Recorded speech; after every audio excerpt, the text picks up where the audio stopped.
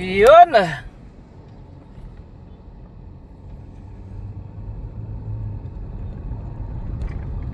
EDSA Mandaluyong. Oo. Maulang tanghapon.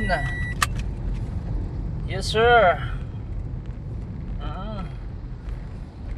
Tayo EDSA Mandaluyong mga idol.